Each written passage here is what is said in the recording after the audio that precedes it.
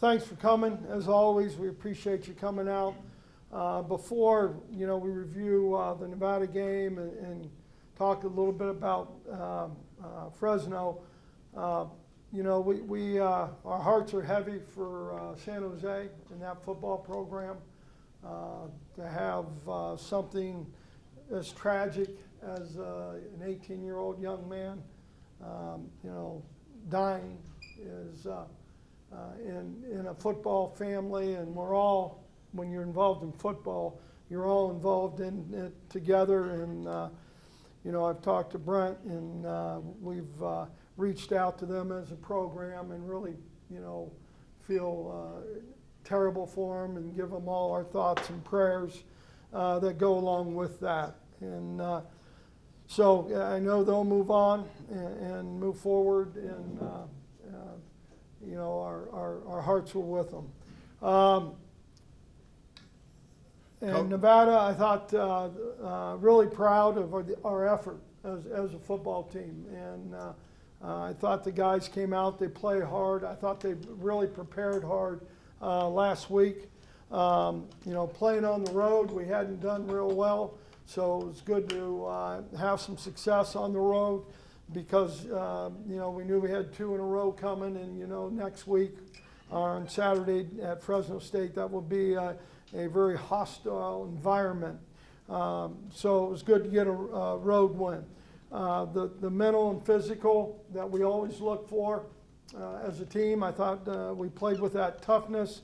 I think we controlled what we could control, and that's important.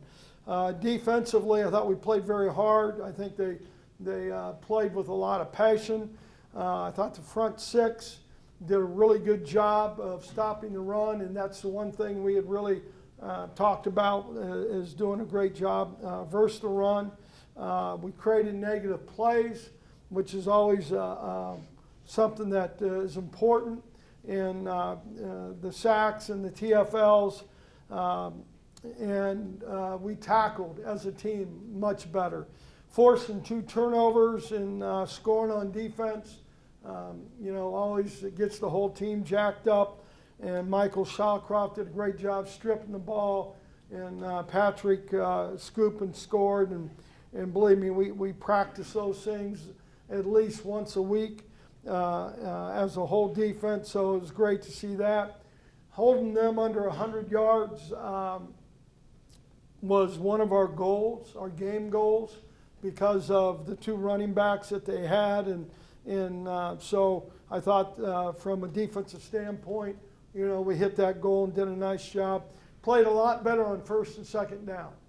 And that's one thing, because when you looked at where we were 3rd down going into this game, we weren't as good, because we weren't good 1st and 2nd down. So thought we did a good job there, and the guys played hard. Offensively, winning the time of possession is always a plus. That's something that we want to make sure that we continue to try and do. When we've had good teams here, it's when we've won the time of possession. So that's a big part of it. We were really good on 3rd downs. We were 43%. That's the best we've been. Red zone scoring. We want touchdowns. We kicked some field goals, so we need to do a little better job there.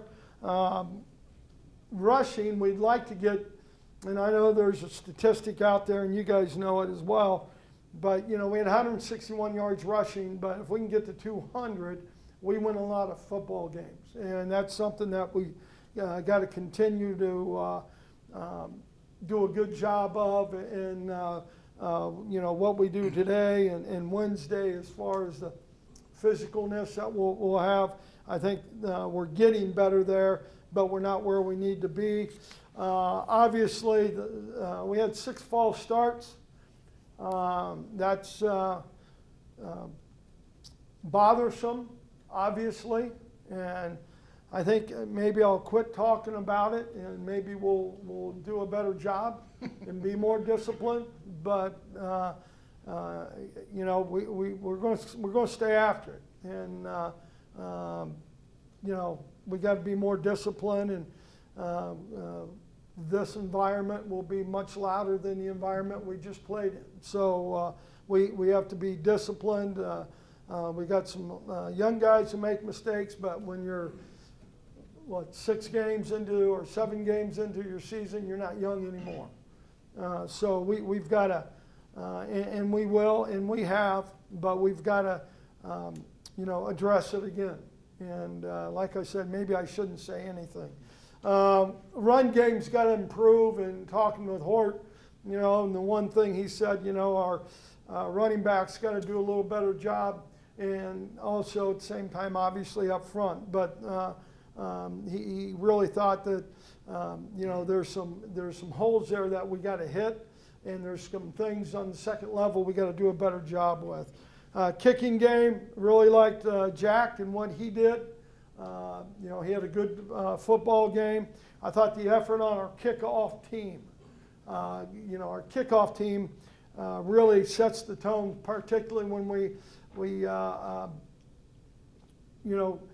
usually I'll defer and take the ball, kick off, and take the ball in the second half. And I always like to do that, especially if we got a kickoff team that is aggressive and will go down the field.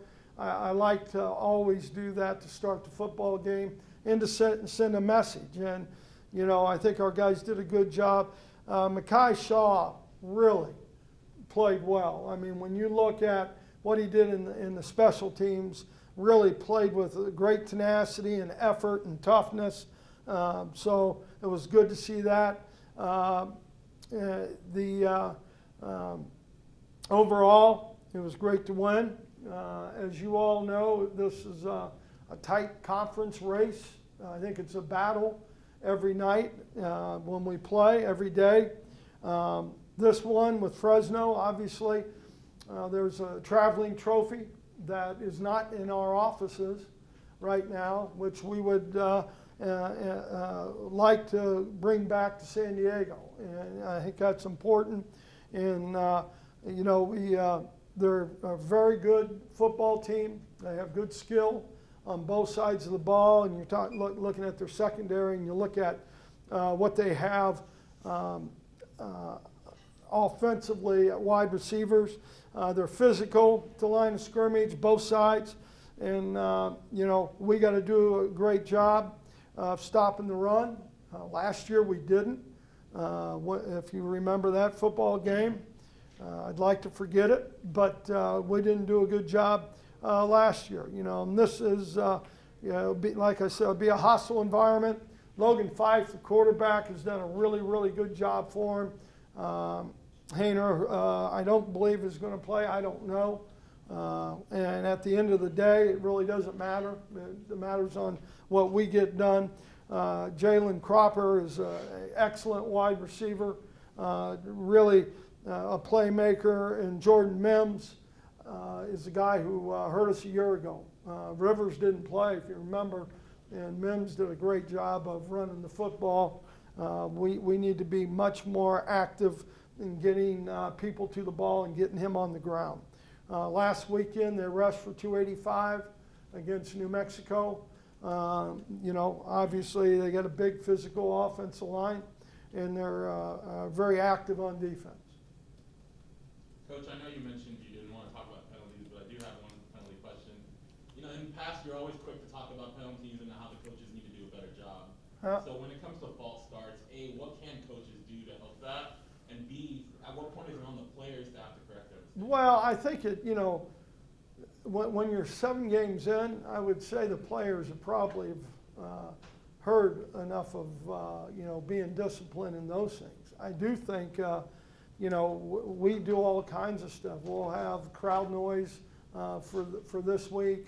I think the emphasis, even what we've done on defense, because we're going a little bit more against each other, first defense, first offense, is we're stemming a little bit more to try and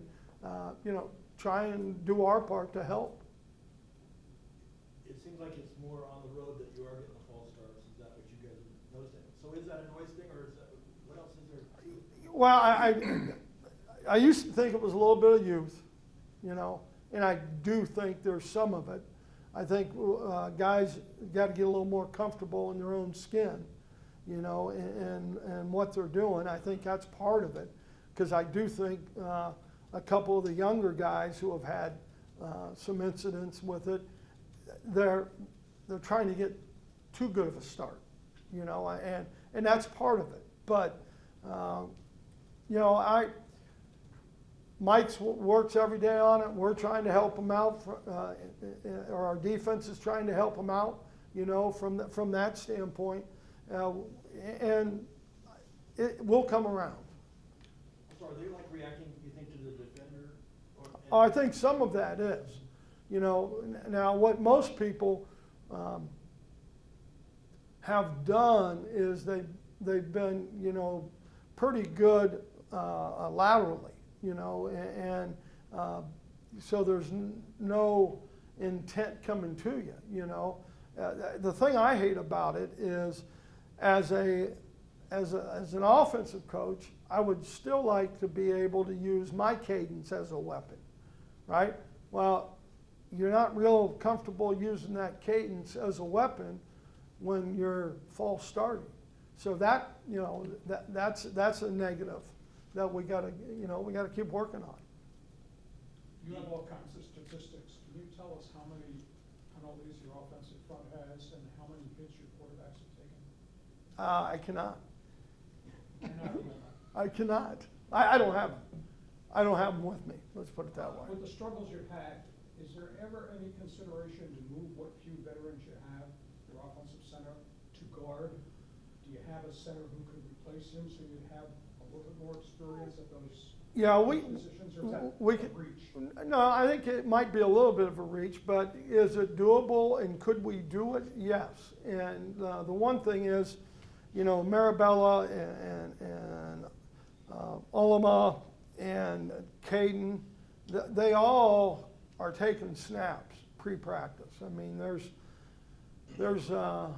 5 quarterbacks, there's 5 guys playing center, you know, snapping and trying to get better in that. So we have moved Olema into a guard position during practice. It's possible.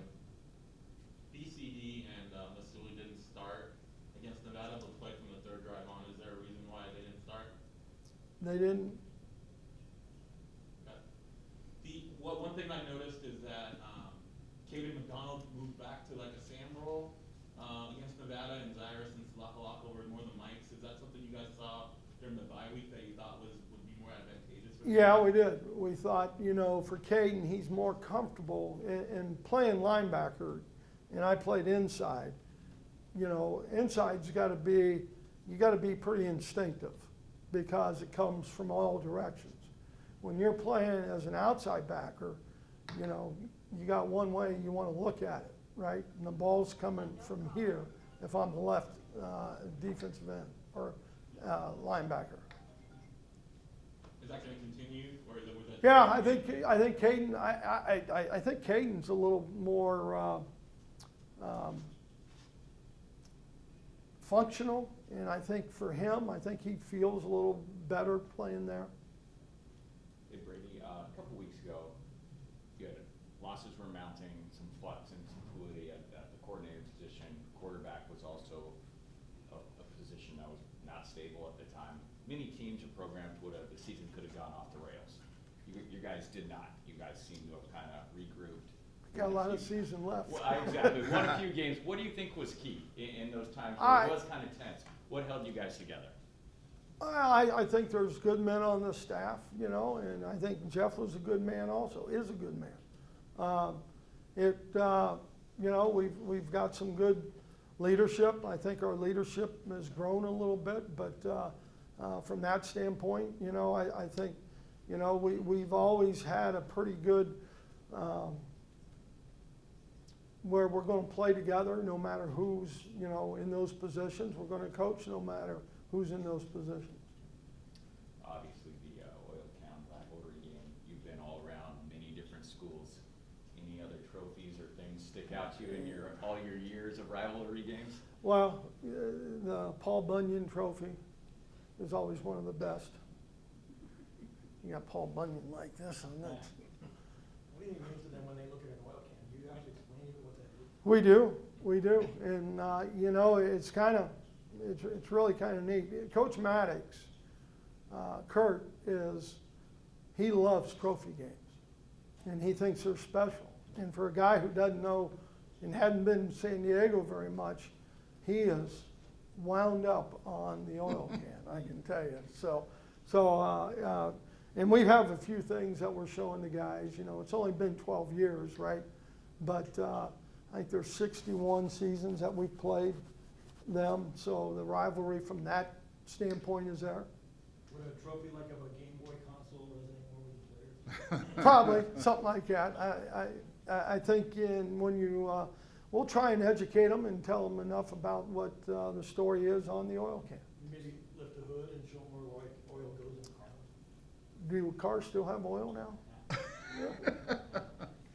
Coach, your thoughts on how Maiden has played for 2 games at quarterback? You know, I think obviously there's some things that he needs to improve on. You know, I used 2 timeouts because the clock was going down. I don't like doing that. I've let Coach Horton know and Maiden know I don't like doing that. But I think that's part of it. I think he's done a really good job. I think his composure and his poise in going through progressions, and then also, you know, when it's time to go and get out of the pocket, I think he does a great job with that acceleration. And in that regard, your thoughts on his touchdown run? That was pretty neat. I thought, when he came down the sideline, I'm going, get out of bounds, you know, because I don't want him to get hit, right? So much for that. And I want to tell you what, if you would have seen his dad played basketball in Oklahoma. I had never met his father before. His dad is 6'10". He is huge. He looks like an offensive tackle. So I know why he's Moose. Hey, I asked a question last week about Maiden's eligibility. He's got another year. Is that a COVID year? Yes, COVID year. It would be a COVID year. And Coach, one other question on I'm glad Maiden. you asked that because I did check on that. One other question about Maiden, and forgive me if I'm a week late on this question. How did it unfold that the guy who ends up being the best game day quarterback had fallen so far down the depth chart that he moved to defense? Well, the other guys, you got to give them a little credit. The guys he's competing with. At that time, that's how we saw it. And then, obviously, him wanting to come over and help the team play defense, and then him wanting to come back to help the team to play quarterback. I mean, I think it's really, you know, unselfish of him in a lot of ways.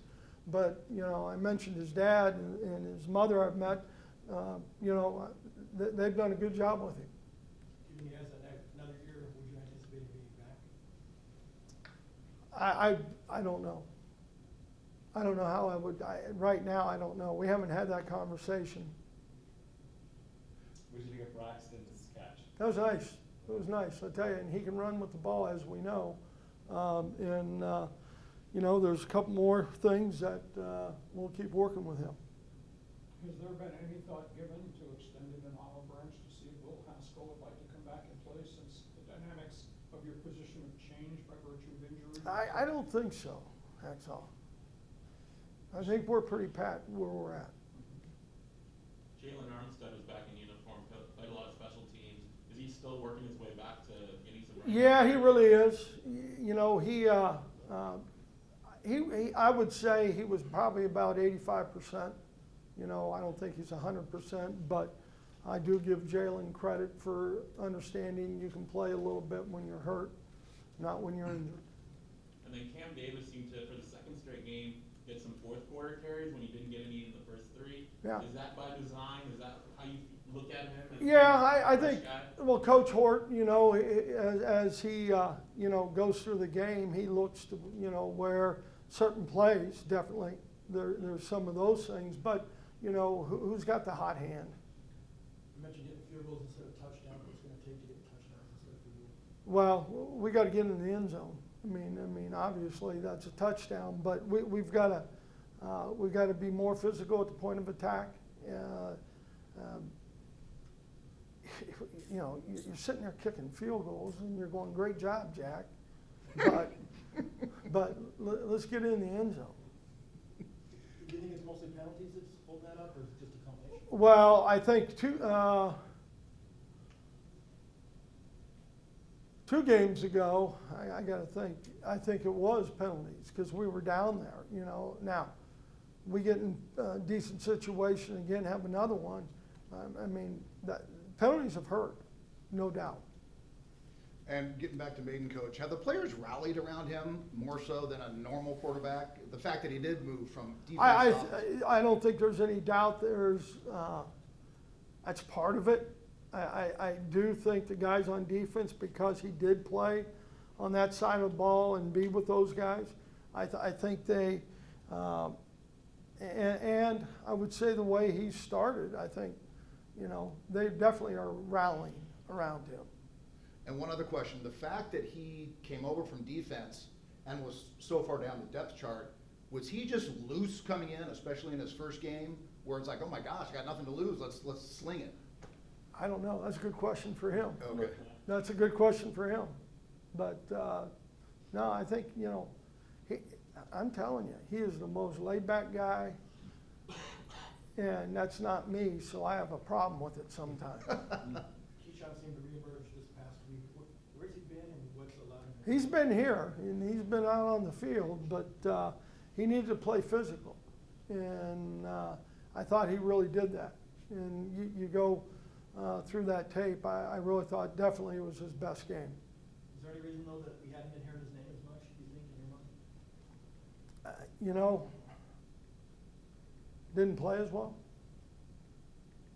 Anything else for Coach? Yeah, a couple of old school football questions. Tedford, Yeah. you cross paths with him much in this kind of old dog football here we're gonna see? Yeah, These guys? yeah. You know, he's one of the guys that I enjoy being with.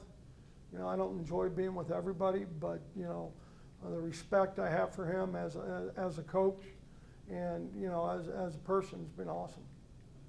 What about his creativeness? He's one of those offensive guys who has called a lot of offense, and he's done a tremendous job with personnel groups that I think have helped them in using the talent that they have on the roster. It's really good. Anything else? All right, thank you all.